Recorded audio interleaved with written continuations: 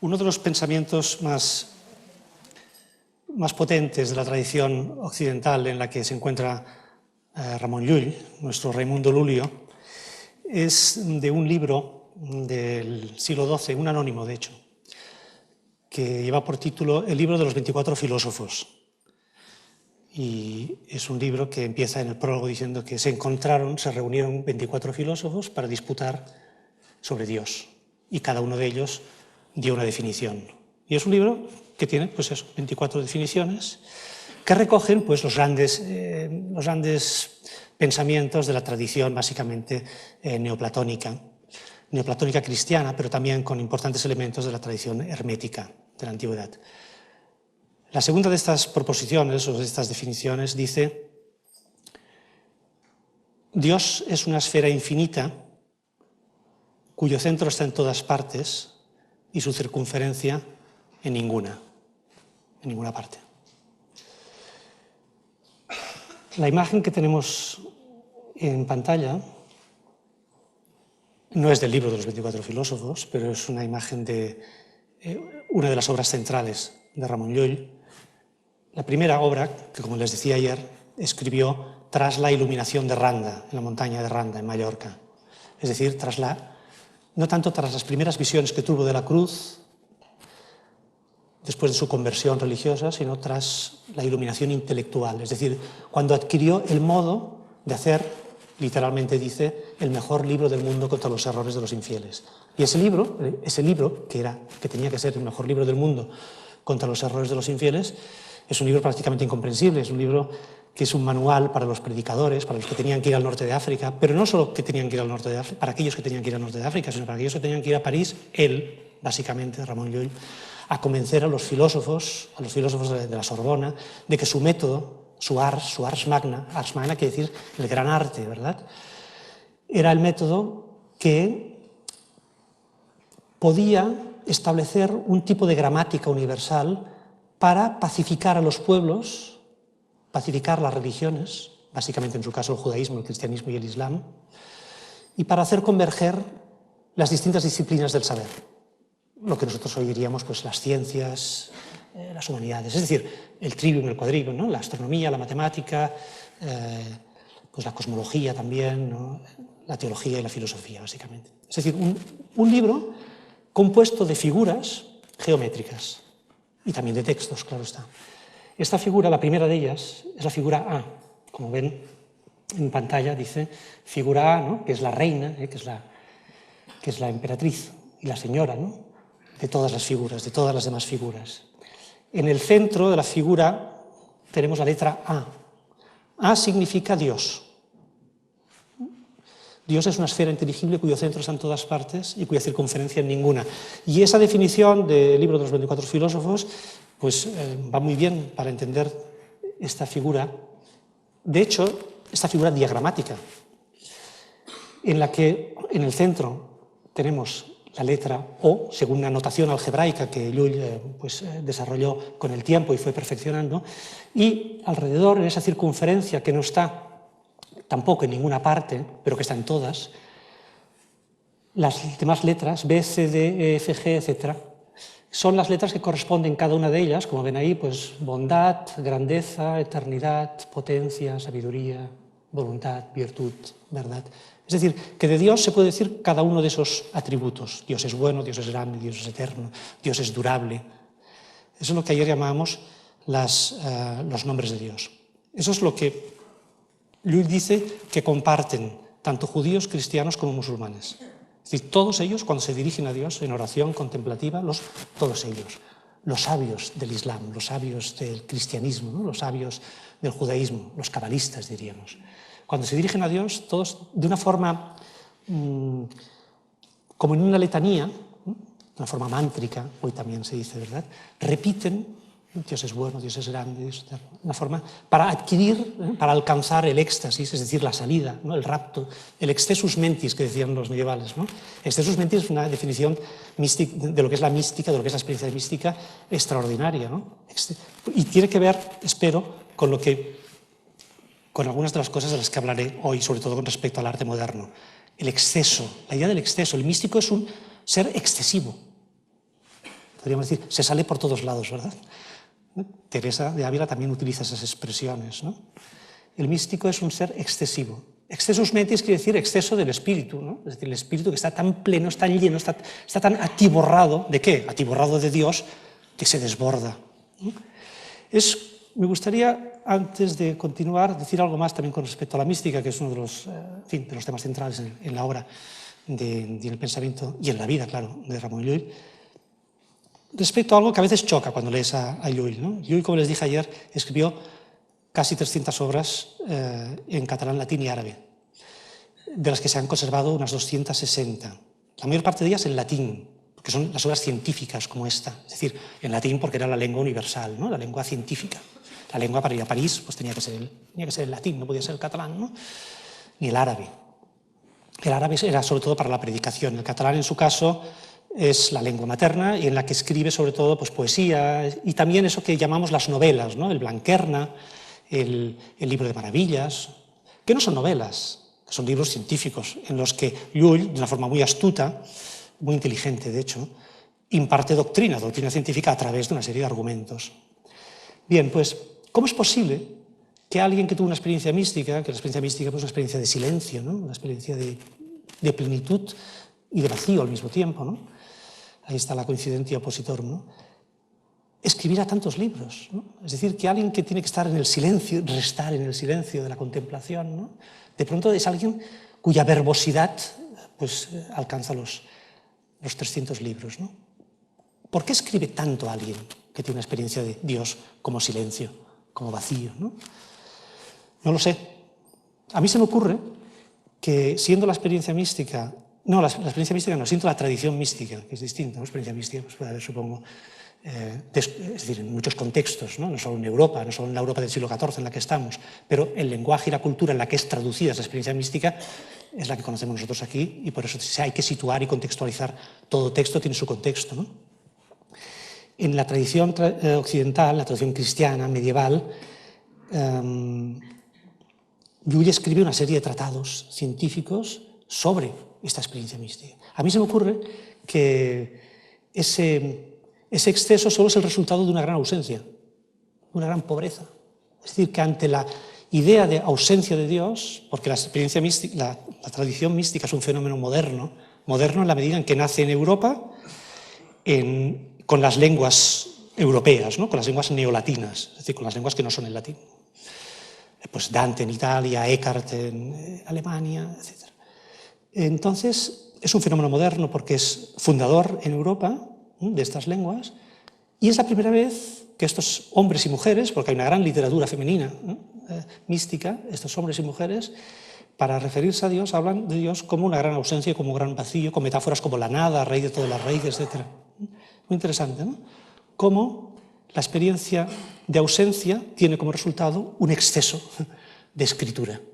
Bueno, la primera de las obras que escribe Ramon Llull, no es la primera, pero bueno, una de las primeras obras, la primera es el libro de contemplación en Dios. Solo esa obra, una entre las 260 obras que nos han llegado, tiene más de 1 millón de palabras. O sea, la obra de Llull necesitas varias vidas, ¿verdad?, para ir introduciéndote en ese difícil, ¿no? y también, en fin, fascinante mundo, ¿no? En esta obra, que se titula Arte breve de descubrir la verdad, Ars compendiosa inveniendi veritatem, tenemos los nombres de Dios, a cada uno de los cuales se les aplica una letra, un concepto está tras esa letra, que se combinan y se convierten los unos en los otros. Ese es el principio de la lógica combinatoria de Llull. Es decir, B es K del mismo modo que K es B, pero B también es I, del mismo modo que I es B, pero B también es H, G, F. Es decir, se va obteniendo una matriz, ¿no? Un despliegue de combinaciones binarias de cada uno de los nombres de Dios. Y eso se recitaba, ¿no?, de una forma, como digo, pues de memoria, pues eso dará lugar a las técnicas de la memoria en el Renacimiento y conducía a la contemplación, al éxtasis. Entonces, es muy interesante observar cómo la reforma de la mente si podemos llamarla así. Yo creo que sí. La reforma de la mente, la reforma del espíritu que está proponiendo Llull, la reforma del entendimiento, dirán los filósofos ya en el siglo XVII y en el XVIII. La reforma del entendimiento que propone Llull tiene una base místico-contemplativa. Es decir, el fundamento de la ciencia lulliana es místico-contemplativo. Y tiene esa estructura gramatical, en esa trama, hoy diríamos en esa red, ¿no? en ese network, en el que todos y cada uno de los nombres de Dios están conectados con todos los demás. Y eso es Dios, para Llull. Una estructura relacional. La realidad divina es una estructura relacional. Es solo relación. Dios es pura relación para Llull. Solo relación. Relación del Padre con el Hijo, del Hijo con el Espíritu, del Espíritu con el Hijo. O sea, la Trinidad mismo ya es una estructura de relaciones, como verá Hegel muchos siglos después. Y esa estructura relacional, como es viva quiere decir que se mueve, es dinámica, se transmite a todas las criaturas. Como les decía ayer, desde la piedra hasta el ángel, pasando por las plantas, los elementos, el fuego, el agua, la tierra, el aire. El libro de Llull es una descripción de cosmología, porque él pone, después de poner en relación cada uno de los nombres de Dios entre sí, pone cada uno de esos nombres de Dios en relación con los elementos, con el fuego, con el aire, con la tierra. Es maravilloso. Es un sistema, sí, es un sistema. Es un método y es un sistema, las dos cosas. Porque es una estructura, al mismo tiempo es un camino, es un método. Es un método que muestra cómo la realidad divina sustenta nuestras propias relaciones, sean relaciones del entendimiento como relaciones eróticas, como relaciones del amor. Llull dice, en el Árbol de Filosofía de Amor, que es un libro maravilloso, dice,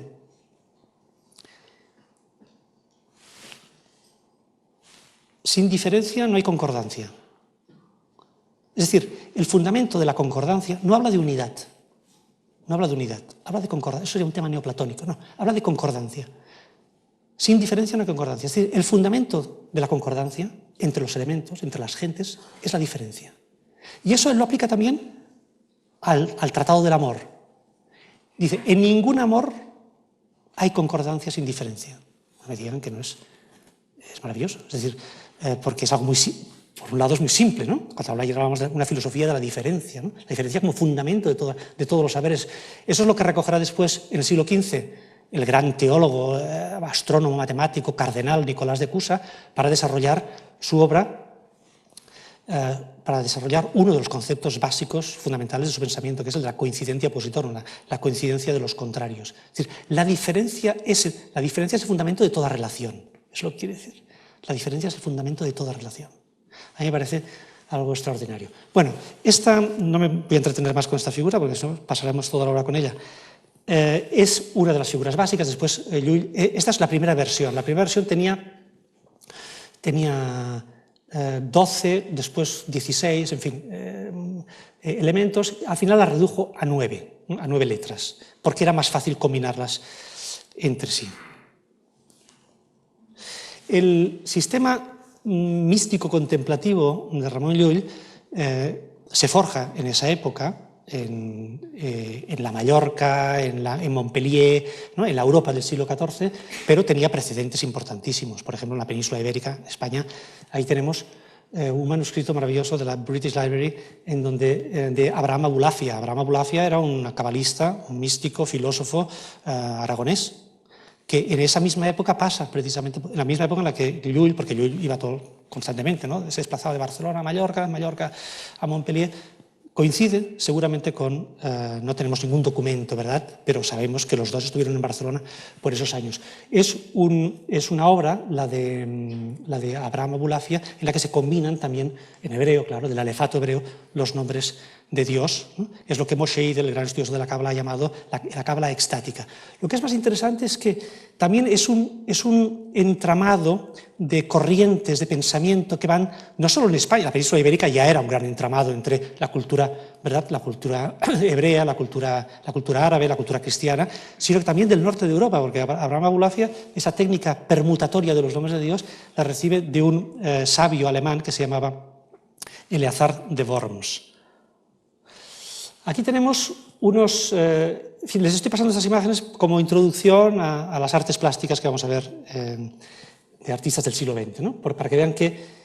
Bueno, ahí tenemos una pregunta también interesante. ¿Qué quiere decir ars? ¿No? ¿Qué quiere decir arte? Quiere decir ciencia, ¿no? Saber, pero en efecto es un saber que tiene una mecánica y tiene sobre todo una geometría. Y como Dios es una esfera inteligible cuyo centro está en todas partes y cuya circunferencia ninguna, Llull se esfuerza por comprender cómo es esa esfera. Y por eso Llull escribe un libro que se llama Liber de quadratura et triangulatura circuli. Libro, es una obsesión que tenían los filósofos, libro de la cuadratura y la triangulación, podríamos decir, ¿verdad?, del círculo, ¿no? Como ven ahí. Esto es un manuscrito de la Biblioteca Estatal del Land de Múnich, donde hay muchos manuscritos de Ramon Llull. Y ahí tenemos una figura que me interesa mucho, a ver, por aquí está el puntero, esta de aquí. Esto se llama la figura plena, porque estas tres, tenemos el círculo, tenemos la circunferencia, que es, según la interpretación que hizo de esta figura un gran estudioso del lullismo, Robert Pring-Mill, que fue un gran hispanista, profesor en la Universidad de Oxford, que escribió mucho sobre Ramon Llull, dice que la circunferencia, el círculo es el círculo del Islam, la umma, ¿no? la comunidad. El cuadrado es el tetragrámaton, las cuatro consonantes, por decirlo así, del nombre de Yahvé para los judíos. Y el triángulo es la Trinidad. Es decir, diferencia y concordancia, ¿verdad? Las tres religiones, cada una de ellas tiene su peculiaridad, pero ellas tres constituyen también un modelo concordante. A mí me parece extraordinario de cara a la idea que tenía Llull del diálogo, en su caso el diálogo de religiones, es decir, y por tanto había que convencer, no por la fe, sino a través de argumentos racionales, porque somos seres humanos, ¿no? Y hemos sido creados también para Llull, para el cual la realidad es divina, hemos sido creados con entendimiento. Y por tanto no podemos renunciar al entendimiento ni tan siquiera para comprender lo que es Dios. Y Dios es una estructura en movimiento. Pero ya verán ustedes que la idea de Dios como mero movimiento lo encontramos también en el libro del Éxodo, en la Biblia. Por tanto, Llull no se está inventando nada, ¿no? Le está dando una forma peculiar. Esta es una obra de también un cabalista español, ¿no? Moshe Cordovero. Esta procede de la Biblioteca Nacional. Y también es el sistema combinatorio de las letras, en este caso del alefato hebreo. Estas son las 4 figuras de Ramon Llull, según el Ars Amativa Boni. Tenemos la figura A, pero ya fíjense, se ha simplificado mucho el sistema, porque era muy complejo el sistema, ¿no? Entonces había que ir... Él, por eso escribió tantas obras, porque fue haciendo nuevas versiones, y esta es la que se conoce como Ars Generalis Ultima, escrita, si no me equivoco, en Pisa, en el año 1308, de la cual hizo después una versión más breve, Ars Brevis se llama, que tiene las mismas figuras. Tenemos la figura A, la de Dios, y después tenemos la figura de los principios absolutos, que comparten las 3 religiones, y después la figura, una muy interesante figura, muy compleja, que es la de la derecha, esa de ahí, ¿verdad? La figura T, la de los principios relativos. Son ternas de principios. Mayoridad, medio, fin, contrariedad, unión, concordancia, en fin, etc. Es decir, es una figura en la que Llull mezcla los nombres de Dios con las facultades del alma, con la memoria, el entendimiento y la voluntad. Claro, es un sistema, hoy diríamos, esto es un sistema cognitivo, es la mente. Dios y la mente están unidos, ¿verdad? Por eso Dios, en fin, quizás aquí convendría, es una realidad íntima o interior, ¿no? Como dice San Agustín, ¿no? Íntimo meo, ¿no? Dios es más íntimo, Dios me es más íntimo que mi propia intimidad, ¿no? Es una definición extraordinaria de Dios. Bueno, entonces tenemos la figura 3, que es esa tabla en donde ven ustedes ya las combinaciones binarias, ¿no? BC, BD, etc. ¿no? Todo el despliegue de esta realidad, que es una realidad corpuscular, podríamos decir, atómica. Dios es una realidad atómica que se ha desplegado. Como dice Abulafia, en ese texto precisamente, el Sefer Yetzirah, el libro de la creación, me parece que es, dice, Dios, para crear el mundo, ¿qué ha hecho? Se contrajo, se retiró un acto pues de amor, no sé, se retiró y después se desplegó. Y en ese retirarse dejó un espacio vacío, y eso es la creación. Y se retiró del mismo modo a que, siguiendo el movimiento de sístole, diástole, si quieren, o de inspiración, expiración. Por eso las técnicas cabalísticas, que es un modo de yoga también, o de contemplación entre los místicos, pues van acompañadas, como sucede todavía en el Monte Athos, ¿verdad? Van acompañadas en el cristianismo de prácticas respiratorias, ¿no? Eso que, por ejemplo, en el yoga se conoce como el pranayama, ¿no? Inspiras, respiras, pronunciando los nombres de Dios. Todo esto Llull lo conocía, y sus obras son resultado, ¿no? Sus obras científicas son resultado de esta experiencia extraordinaria. Bien, como ven, es un sistema de... Llull descubre, inventa un lenguaje formal. Cada uno de esos signos tiene un significado, y esto es lo que apasionará después a filósofos y matemáticos como Leibniz o a lingüistas, por ejemplo, en el siglo XX, ¿no? Aquí tenemos un manuscrito también muy interesante de la Biblioteca de Cataluña del libro de astronomía. Llull también escribió un libro de astronomía, escribió un libro de medicina, de astronomía, de jurisprudencia, como les dije ayer. En fin, ese sistema, esa gramática era universal, no solo porque debía alcanzar a los diversos pueblos, sino que además era una estructura aplicable a todas las demás ciencias. Una estructura que podía ser aplicada tanto a la matemática, a la astronomía, a la medicina, etc.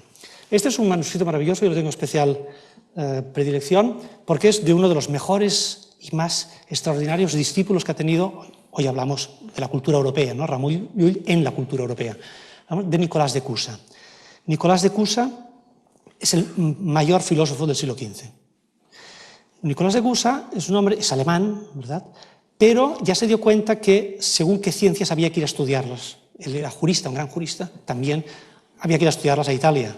Entonces se desplazó a Padova, y en Padova conoció al cardenal Bessarion, el cual le dijo: tienes que leer las obras de Llull, porque para Llull Dios es pura dinamicidad, puro movimiento. Entonces, pero ya Nicolás de Cusa en su juventud había ido a París, aconsejado por su maestro, para que copiara en este manuscrito, justamente en este códice, copiara a mano, ¿verdad?, textos del propio Llull. Es decir, que Nicolás de Cusa, de 20 años, me parece, ya va a París para copiar los textos de Llull. Nicolás de Cusa tenía en su biblioteca, que es una de las bibliotecas más importantes europeas, de un intelectual europeo, tenía hasta 68 libros de Ramon Llull, el filósofo más presente, más que Platón, más que Aristóteles, más que, en fin, el Corpus Hermeticum. Vean hasta qué punto estaba presente. Fíjense cómo la idea de Llull como inventor de la máquina de pensar, o de la máquina yo diría más que de la máquina de pensar, de la red, ¿no? de eso que hoy llamamos red. Lo que sucede es que nuestras redes, bueno, tampoco tienen centro, ¿no? En fin, es un tema que a Borges seguramente le interesaba mucho, ¿no? Hasta qué punto nos movemos en un mundo laberíntico, ¿no? Y cómo la distancia entre el significado y el significante se ha hecho tan grande que necesitamos quizás una nueva gramática, ¿no?, para interpretar todo esto. Cada una de estas figuras representa una de las disciplinas: la figura del derecho, la figura de la medicina, la figura de la teología, y ven como siempre hay esas líneas. Este también me parece que procede de la Biblioteca Marc de Mallorca, es la Tabula Generalis, es también del siglo XIV, ya pues con elementos en fin, distintos, ¿verdad?, según las épocas. Esta es la obra también de unos... en Europa, el lullismo en Europa fue enorme, es decir, por un lado fracasó, es decir, los académicos tuvieron grandes reticencias en acoger ese sistema universal, ¿no?, con pretensiones universales. Pero por otro lado, como les decía ayer, hubo copias de esos manuscritos que irradiaron por todo el mundo occidental, el mundo intelectual occidental, en ese momento Europa, ¿no? Esta es una obra, el de audito cabalístico, ¿no? Es decir, el oído cabalístico, ¿no?, el oído místico, podríamos decir, porque, como dice Llull también en una de sus obras, en los Principios de Medicina, es más fácil que el entendimiento comprenda por la vista y el oído que no solo por la vista, ¿verdad? Es decir, la práctica y el ejercicio de los sentidos predisponen, o nos deberían predisponer, para la elaboración de una nueva antropología de los sentidos en los que intervengan básicamente el sentido de la vista y el sentido del oído, ¿no? Este es también un discípulo francés, Bernardo Lavineta, con aplicaciones pues, a la medicina, del Ars Magna. Este es un libro de este se llamaba el gran mago alemán, Agrippa von Nettesheim, ¿no? El que fue uno que estudió la obra luliana e hizo, ahí lo tenemos en letra gótica y también con las letras del alefato hebreo, ¿no? Es el filósofo al que lee René Descartes, y por eso en el discurso del método, cuando René Descartes critica la obra luliana, dice, bueno, yo ahora voy a hacer una nueva obra, en realidad se está refiriendo a Agrippa von Nettesheim. Y ahí tenemos, no he querido dejar de mostrarles esta imagen, que es el frontispicio del primer volumen de la primera edición que se ha hecho nunca de las obras completas de Ramón Llull. Completas no, porque se editaron 8 volúmenes y después murió el editor. Ivo Salzinger, en Alemania. Es decir, una de las grandes patrias de los estudios lulísticos es Alemania, yo diría la gran patria. Todavía hoy se siguen publicando las obras completas de Ramón Llull en latín en la ciudad de Friburgo de Brisgovia, ¿verdad? Pero fue en Mainz, en Moguntia, por eso se llama edición moguntina, en donde se publicó por primera vez. ¿Y por qué se publicó allí? Porque el príncipe lector, el príncipe del Palatinado, estaba entusiasmado con las ideas de Llull y quería comprender de qué iba eso. Y entonces seguramente invitó a uno de los grandes teólogos de su principado, Ivo Salzinger, a que reuniera la mayor cantidad posible de manuscritos de Ramón Llull. Entonces, para hacer una edición crítica, hoy diríamos, ¿no? Este hombre viajó, no solo él, sino también algunos ayudantes suyos, a Mallorca, adquirieron manuscritos para recoger, ¿verdad?, la mayor información posible. Es el primer volumen. Ahí tienen esos 2 haces de luz tan interesantes, la luz de la gracia, quebrada, ¿verdad?, que incide en el vientre de la Virgen y da nacimiento. ¿Da nacimiento a qué? Pues a la luz, ¿no? Porque Jesucristo es la luz del primer día, ¿no? Porque es cuando empieza de nuevo la creación. Y la luz del intelecto, la luz del entendimiento, recta, que atraviesa esas lupas y enciende el fuego, ¿no? Con ese puto caí, ese angelito, ¿no? Con cuernos. Bueno, porque este grabado recibe las influencias de la dióptrica de la época, ¿no? Este también es de Athanasius Kircher, un jesuita, un gran polígrafo y un gran políglota que estudió el chino, estudió el jeroglífico egipcio y que se dedicó también, por orden del emperador Fernando III, alemán, se dedicó a estudiar la obra de Llull para hacer una síntesis, porque el emperador quería tener una síntesis. Entonces escribió 2 grandes síntesis, conocidas como Ars Magna et Sciendi y Ars Magna Umbris et Luce, ¿no? Gran arte de la luz y de la sombra, y donde vemos pues, con esas alegorías de la filosofía y de la teología, es decir, de la razón y de la fe. El padre Sebastián Izquierdo, profesor en Alcalá, en la Universidad de Alcalá, que fue el intelectual al que leyeron todos estos europeos. Es decir, el libro que leyeron Athanasius Kircher y otros europeos fueron los libros porque en Alcalá, como les dije ayer, Cisneros, ¿verdad?, creó una cátedra luliana, recogiendo libros, ¿no?, y de Ramón Llull, y por tanto hubo una gran expansión del lulismo en Castilla, por ejemplo. Ahí tenemos esa red de relaciones de Athanasius Kircher, en donde están a la derecha todos los seres de la creación, ¿no?, los minerales, las plantas, en fin, etcétera, hasta Dios, y a la izquierda, como veíamos ayer en el manuscrito de ayer, pues las distintas preguntas que se pueden hacer, ¿no?, si Dios es, cuándo es, en qué modo es, con respecto a qué es decir, las categorías de la filosofía aristotélica. Y aquí tenemos, me interesa mucho esta ilustración de una novela de Jonathan Swift, ¿no?, el gran escritor inglés, en donde en el tercer capítulo de los viajes de Gulliver, habla de una academia que hay un profesor enloquecido con una máquina en donde los alumnos pues, introducen preguntas y obtienen siempre respuestas. Es como una ironía, ¿no?, de si el saber lo podemos encerrar todo en una máquina. Pero me interesa esta ilustración porque nos ayuda a pasar. Bueno, esta es la primera máquina de calcular, esta o la de Pascal, de Leibniz, el gran matemático que escribió su tesis doctoral, o gran parte de su tesis doctoral, sobre Ramón Llull en la Dissertatio de Arte Combinatoria del año 1666. Es una réplica de la primera máquina de calcular. Ahí tenemos otra vez perdón, la máquina de Jonathan Swift. Y entonces ahora les voy a pasar un minuto, un vídeo para comentarles en esta segunda parte de la exposición qué relación hay entre esas figuras diagramáticas de un hombre del siglo XIV y el arte contemporáneo.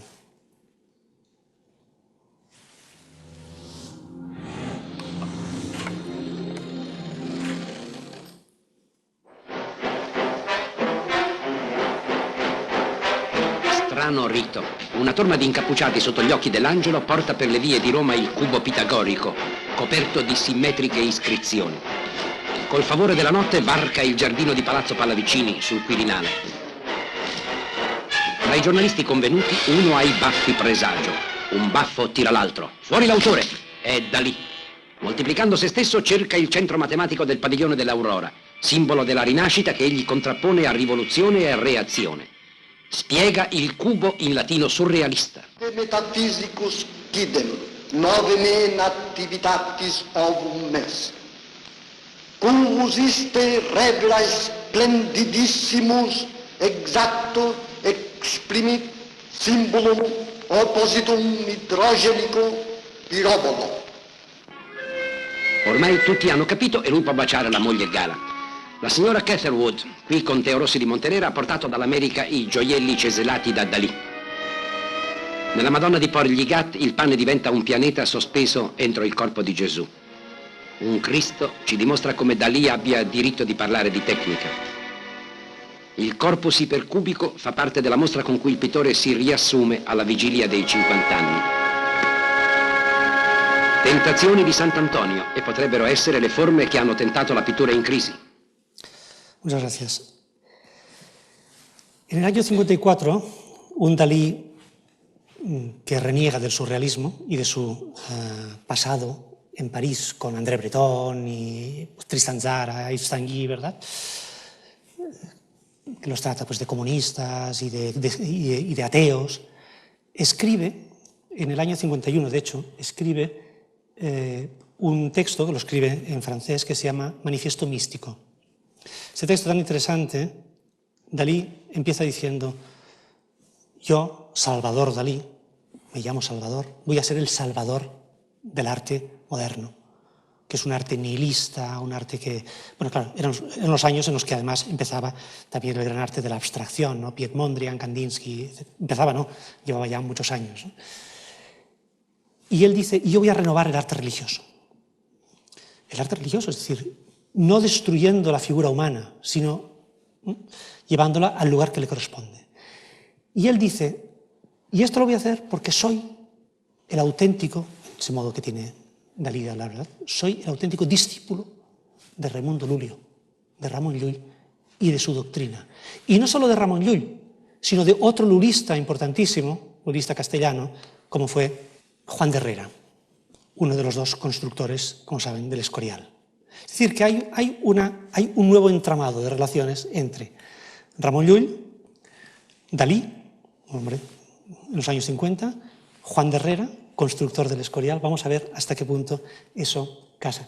Ahí tienen una primera edición, ¿verdad?, del discurso sobre la esfera cúbica, según Raimundo Lulio, de Juan de Herrera. Juan de Herrera no solo era arquitecto, sino que además, hasta cierto punto, yo creo que ayudaba o estaba en los círculos de Dimas, que se llama Dimas de Miguel, el bibliotecario de Felipe II. Felipe II fue un gran defensor de la filosofía luliana. Hizo comprar muchos libros, bueno, códices, ¿no?, para su biblioteca. De hecho, este de aquí que les enseño es la tercera figura del Ars Brevis de Ramón Llull del siglo XIV que se conserva en la biblioteca del monasterio del Escorial.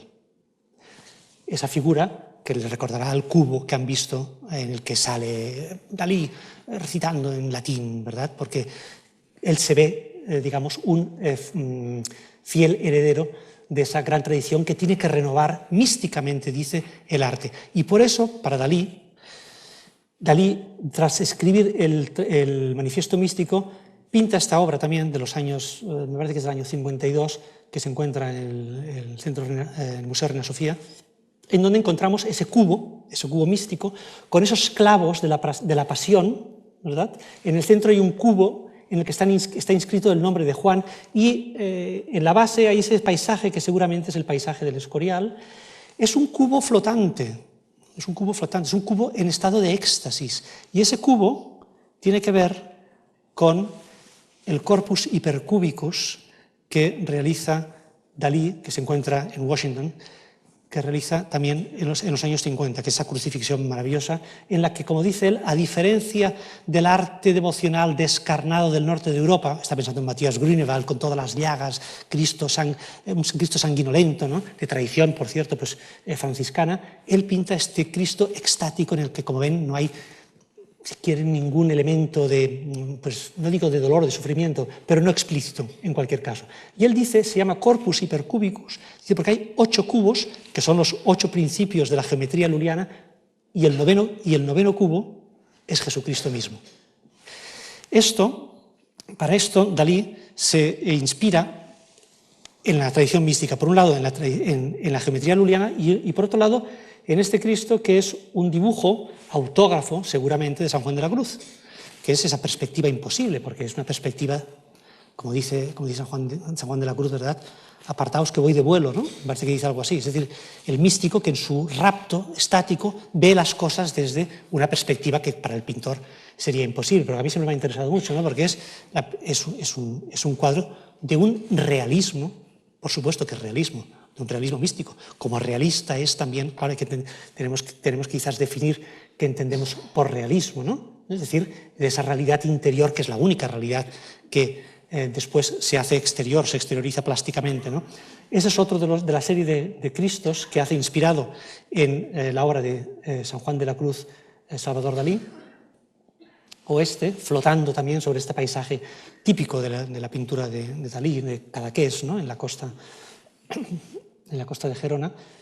Y el corpus hypercubicus sale, de hecho, o yo creo que sale, es algo que todavía estoy un poco estudiando, de una de las primeras obras de Llull, es decir, del arte de descubrir la verdad, en este pasaje, ¿no?, en donde se habla, pues, de la cruz compuesta de los elementos, y de los elementos se refiere a los 4 elementos, ¿no?, con también la notación algebraica. Como ven, por tanto, Llull es alguien que no solo inspira a los, digamos, filósofos de su época, sino que en el siglo XX encontramos en la tradición pictórica española, es decir, en Dalí, un Dalí que renuncia a ese, ¿verdad?, al surrealismo francés, al surrealismo europeo y a los movimientos de vanguardia, de hecho, porque quiere renovar el arte religioso a partir de la tradición mística de Ramón Llull, en la que él también ve, él hace ahí una genealogía de grandes genios, ¿no? Pues ve a Antonio Gaudí, a Ramón Sibiuda, Ramón Sibiuda fue un filósofo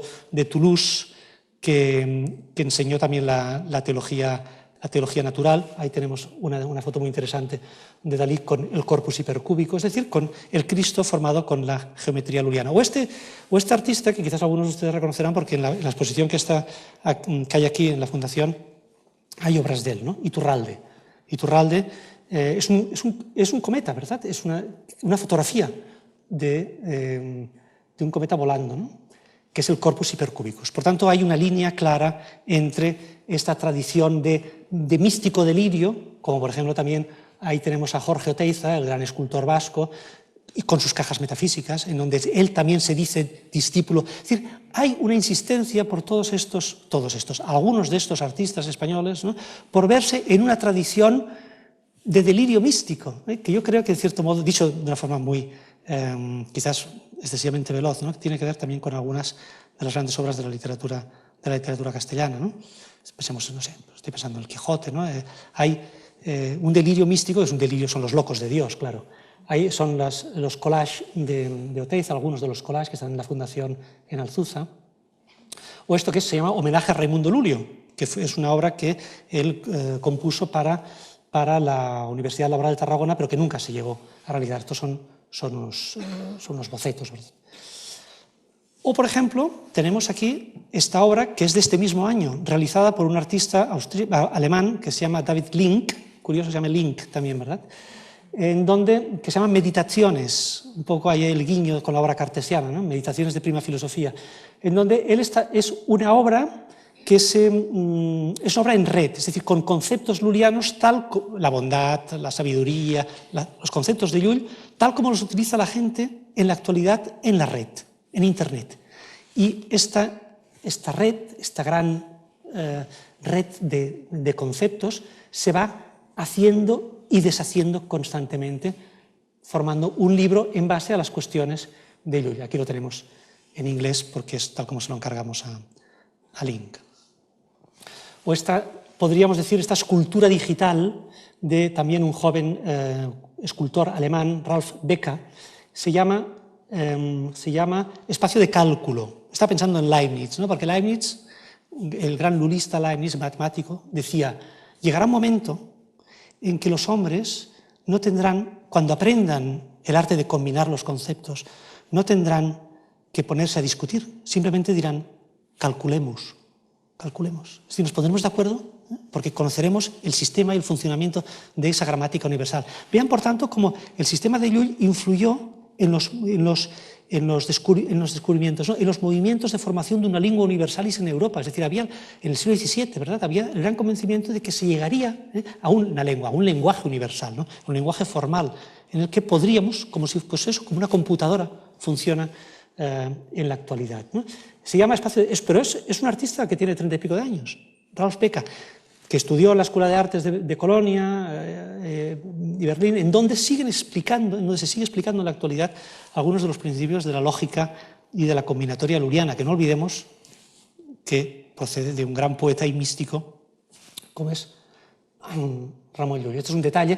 Es un sistema, como les digo, es una escultura digital configurada a partir de un programa binario, 1, 0, 0, 1, etcétera, con estas plomadas que se van moviendo según el programa que ha configurado el artista. Que me gusta ponerla al lado de esta obra de Athanasius Kircher, ¿no? de 1600 y pico, perdón, de 1624 me parece que es, en donde está el sistema lulliano, porque como ven, Llull es un precedente, en cierto modo es un precedente de esta forma de pensamiento interrelacional entre las distintas disciplinas, pero que es un arte. El saber es un arte. Pero claro, ¿qué es arte? ¿Arte es pintura? ¿Es escultura? No, es lo que une, como Dios, que es la letra A, y que es el ser. Y cuando decimos la bondad es grande, la bondad se relaciona con la grandeza por Dios, que es la cópula. Dios es solo eso. Bueno, solo, en fin, ¿verdad? Es pura relación, es lo que pone en relación a las demás cosas. Bueno, yo creo que teológicamente no está lejos de la primera carta de San Juan, ¿verdad? Y esta es también la obra de Philipp Goldbach, también otro, vean la pasión de los alemanes por Raimundo Lullio, ¿no? Philipp Goldbach es una obra que descubrí recientemente, porque estaba expuesta en una galería de Londres, pero hace 5 meses, ¿no? Y son obras, pues, como circuitos, ¿no? Y lleva títulos de las obras de Ramon Llull, Ars Magna, etc. Ars Generalis Ultima se llama justamente esta. Y esta es la obra de un escultor, Josep Maria Subirachs, que fue el que continuó, ustedes lo sabrán, la Sagrada Familia de Gaudí durante mucho tiempo, ahora ya murió hace unos años, ¿verdad? Las esculturas, sobre todo de las entradas, la entrada del portal de la Pasión, por ejemplo, está hecho por Subirachs, ¿no? Muy criticado por algunos sectores, pero bueno, a mí lo que me interesa no es tanto el aspecto estético, porque lo de la belleza también es una categoría que ya es una categoría muy compleja, ¿no? El gran historiador alemán Hans Belting estuvo recientemente en Barcelona, y una vez que le invitamos para una conferencia, le dije, bueno, aparte de pues, ver las cosas típicas, Santa María del Mar, etc., le dije, mira, el Museo de Arte Contemporáneo de Barcelona, el MACBA, ¿no? Si quieres ir allí, te interesa. Le dije, pero en fin, mucha belleza allí no hay. O sea, pero bueno, esa es una opinión, claro. Me dijo, mira, yo ya no voy a los museos para tener una experiencia estética, sino para comprender al ser humano. Es decir, que, ¿verdad? Pues, en cierto modo, hay una dimensión antropológica, ¿no? Bueno, ¿qué hace? ¿Qué hace? Ars, ¿no? La mecánica, ¿no? Ahí tenemos los instrumentos de la mecánica en esa figura, que es un retrato de Ramon Llull, ¿no? Con las ruedas, es decir, con los instrumenta, ¿no? Con los instrumentos de la combinación, junto al otro de los grandes símbolos de Ramon Llull, que es la escala de las criaturas. Desde los minerales hasta Dios. Dios y el ángel siempre con esa separación, con esa distancia prudente con el resto de las criaturas. Ramon Llull no olvidemos que Llull era trovador, y por tanto era un hombre muy apasionado que amó a las mujeres y amó a Dios con la misma intensidad, seguramente, porque era el mismo ser humano, ¿no? Pero con una dirección distinta de la mirada, que quizás eso es la conversión, ¿no? Es una dirección distinta de la mirada. Pero la pasión con la que Llull se expresaba en lenguaje profano y el lenguaje sagrado seguramente era la misma, o esa es mi percepción, ¿no? Con el instrumento del saber que se convierte en un laberinto. Pero que lo tenemos en un manuscrito. Cuando me encontré con este manuscrito, pues me interesó mucho, porque ahí tenemos también a este personaje es decir, este personaje que tiene las raíces del árbol de la ciencia, del árbol del saber, ¿no? Con la memoria, el intelecto, la voluntad, del que salen al mismo tiempo las demás disciplinas. ¿Esto es una obra de arte o es una ilustración científica, ¿no? Bueno, la escala del conocimiento de Ramon Llull, interpretada por Subirachs, otra vez. Tapies es otro de los grandes, Antonio Tapies es otro de los grandes lullistas. Tapies tenía hasta manuscritos de Ramon Llull en su biblioteca. Se interesó mucho, ¿verdad?, por comprender algunos de los símbolos del gran arte de Llull, ¿no? Junto a este manuscrito que se encuentra en Mallorca, en el Colegio de la Sapiencia, que es un lugar en el que hay manuscritos muy bonitos, en la calle Montesión, me parece que se llama. Ahí está la escalera de los distintos grados de la asistencia con la rueda de los instrumentos. Esta es otra de las obras de Tapies, en donde pone Llull, ¿no? Porque Llull seguramente no se llamaba Llull, sino que se llamaba Amat, la familia de los Amat, ¿no? La familia de la costa catalana. Pero el nombre Llull, seguramente, pues no sé, hay un historiador, Fernando Domínguez, que dice que probablemente fuera un nombre de guerra, ¿no? Un apodo, ¿no? Entonces ahí tenemos Llull, en catalán es L apóstrofe ull, el ojo, ¿no? Pues claro, hay la idea de la visión, ¿no? Del visionario, del místico visionario, pero del artista también. Junto a esta otra obra de Tapies, donde tenemos el ojo visionario, ¿no?, junto a la mano, como vemos, por ejemplo, en este códice también de la Biblioteca del Escorial, pero es posterior, este códice es ya del 16, en donde las artes de Llull con los siglos fueron evolucionando para otras disciplinas, como por ejemplo la quiromancia. Esta es de nuevo de Tapies, con la figura A y con la mano, el árbol de Tapies, el árbol de la ciencia, junto a este manuscrito precioso también de Ramon Llull. Y ahí tenemos los principios de medicina. Esta obra es maravillosa, los principios de medicina de Ramon Llull. Es una obra que, sobre medicina galénica, claro, que es la propia de la época, ¿no? En donde Llull empieza hablando de los humores, ¿no?, de la melancolía, claro. Llull, como gran místico, como todo gran artista, pues era un melancólico seguramente, ¿no? Esa no es la razón por la que habla de la melancolía junto a la flema, en fin, pero era un melancólico, ¿no? No tiene más que leer un texto autobiográfico que se llama Desconhort, Desconsuelo se podría traducir, que es un libro precioso. Entonces, esa obra de los comienzos de medicina empieza con la siguiente frase, dice: la raíz del árbol es una rueda. La rueda de los principios generales, es decir, nuestro entendimiento es el que está en la base de aquello que florece en nosotros, en este caso de los principios de la medicina, como están ahí, ¿verdad?, a la derecha, en la parte de la derecha. Ahí ven los distintos elementos y aquí los humores del hombre. Ya para terminar, la parte esta poética, artística de Llull, cómo está en cierto modo, cómo se recibe, podríamos decir, ¿no?, en la obra de Tapies también, con estos tres folls. Foll en catalán es loco, porque él se llamaba a sí mismo, en latín, vir fantasticus, o en catalán, Ramon lo Foll, Ramón el loco. Pero claro, es decir, tenía una idea de sí mismo, hay un alter ego ahí muy interesante, ¿no? Pero cuando dice loco, ¿qué está diciendo? Es el loco de Dios, ¿no?, el loco que lo ha dejado todo por esa pasión universal. Y Tapies aquí interpreta los tres locos, que son, me imagino que aquí son Raimon Martí, el predicador de la Corona de Aragón, ¿no?, que escribió el Pugio Fidei contra Iudaeos, ¿no?, el puñal de la fe contra los judíos. Me dirán ustedes, una perspectiva totalmente distinta de la de Ramon Llull, ¿no? Ramon Sibiuda y Ramon Llull. Nos acercamos ya al final con estas, para que vean la presencia de Llull y de sus diagramas en artistas contemporáneos. Mestres Quadreny es un compositor vivo, ¿verdad? Que tiene el estro aleatorio conforme a esa combinatoria. Son artistas que se han interesado, como en el Ulipo en Francia, ¿no? Poetas y matemáticos, una colaboración entre poetas y matemáticos, para ver hasta qué punto pues, hay un arte que se genera de ahí. Aquí en Madrid hubo en los años 70, finales de los 60, creo que fue en los 70, Iturralde formaba parte de uno de ellos, de un experimento interesantísimo, ¿no? Que se llamaba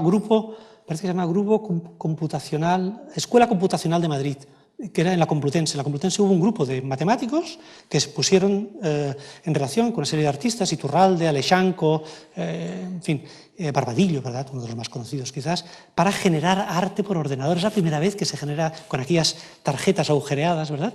Pues es un ambiente... Es decir, vean cómo hasta qué punto quizás algunas de las ideas de Llull, de la apologética lulliana, han quedado desfasadas, ¿no? Pero para mí la idea central, Dios es pura relación, la tenemos más que nunca hoy en este momento, ¿no? En el momento de la red, ¿no? Se le llame o no Dios, es igual. Dios es un nombre griego para una realidad que no tiene nombre, de hecho, ¿no? Y como los pitagóricos, también los artistas en la actualidad continúan generando esas estructuras o acogiendo esas estructuras. Esta obra me interesa mucho porque es la obra más conocida de Ramon Llull, sin ninguna duda. El libro del amigo y del amado. Es un libro de mística. Es un libro que tiene 300, más o menos, 365 versos, uno para cada día del año, un libro de meditaciones, ¿no? Son los diálogos entre el amigo y el amado, entre el alma y Dios, de hecho, o Jesucristo. Pero me interesa esta traducción, porque es la primera traducción que se hizo al francés, que la hizo Max Jacob, que murió en el 45 en un campo de concentración, era un artista y poeta judío, ¿verdad?, en Francia. La hizo en colaboración con un catalán que en esa época estaba, este tal Barrau, que yo no he llegado a saber quién es.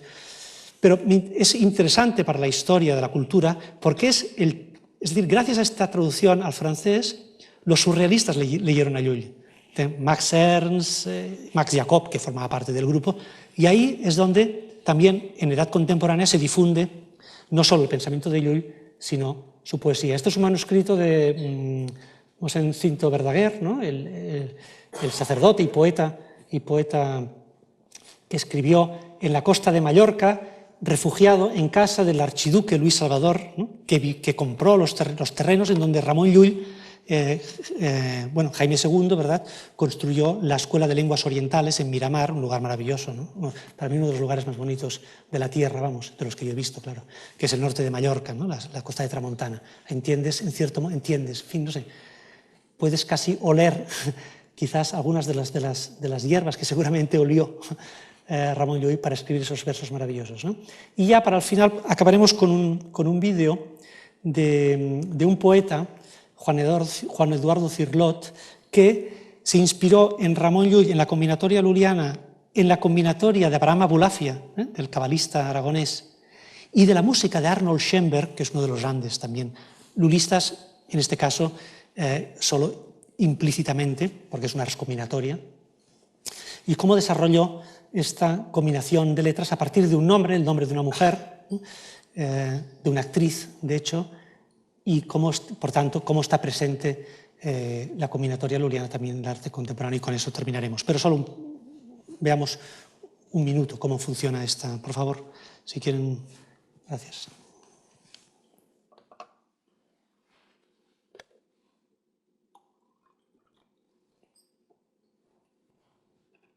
Inger, Ingre, Iner, Ineger, Inreg, Innerge. Igner, Ignere, Igren, Igrne, Igern, Igenere. Iegern, Iegner, Ienerger, Iemerge, Iergen, Iernge, Irgen, Irgne, Irnege, Irnge, Ireng, Iregne, Nigre, Niger, Nierge, Niegern, Niereg, Nirge, Ingir, Ingire, Ingeir. Como les decía, Quien recita es Javier Maderuelo, es una recitación extraordinaria de este vídeo que dura, en fin, varios minutos, y en el que Cirlot, como algunos Hugo Ball y algunos artistas de vanguardia europeos, en cierto modo se ponen a buscar, ¿no?, esa lengua universal, esa lengua originaria, quizás la lengua que hablaría Adán en el paraíso, que tanto interesó, por tanto, a algunos también de los ilustrados europeos. Bueno, Herder, por ejemplo, que tanto se esforzaron por escribir y pensar sobre esa lengua de las lenguas, ¿no? Finalmente esa lingua universalis que tiene su fundamento, para nuestro caso, ¿no?, en la poesía permutatoria de Ramon Llull y de Cirlot. Pues nada más, muchas gracias.